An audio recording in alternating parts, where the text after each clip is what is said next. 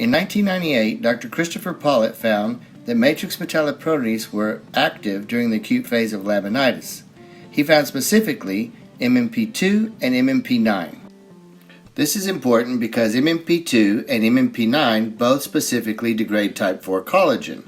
Type 4 collagen holds the dermal and epidermal lamina together at the basement membrane. This slide shows what happens when that connection is lost. The matrix metalloproteinase will remain dormant until the catalytic domain picks up on stressors that signal them on. In 2012, Drs. Wang and Black at the University of Massachusetts found that MMP1 and 13 were also active during the acute phase. They also found that ADAMTS4 was active. This picture shows the domains and their organization. Most attempts have tried to attack the catalytic domain in order to keep them dormant. At Equine Podiatry Solutions, we decided to think outside the box. We decided to attack the stressors instead of the domain. We found out that peroxynitrite, which is generated by ischemia, is one of the stressors that will signal them on.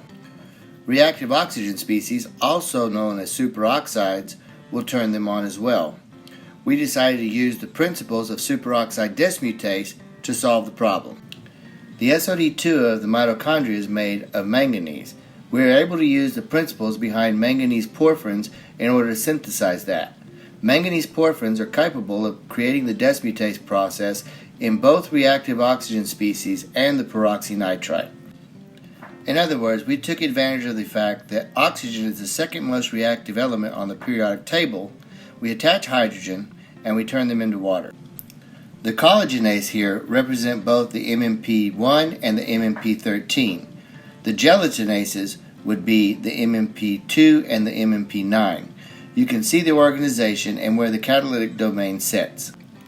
During the acute phase of laminitis, the peroxynitrite continues to build up because of the ischemia. The reactive oxygen species will continue to build up because of the inflammation. This is what will signal the catalytic domain to realize that there's a problem and activate the enzyme. By using the principles behind superoxide dismutase, we're able to turn both the reactive oxygen species and the peroxynitrite into water before the catalytic domain recognizes that there's a problem. Therefore, the enzyme remains dormant and the collagen stays intact. We hope you found this video helpful. During clinical trials, we've been 95% effective at preventing rotation during the acute phase of laminitis.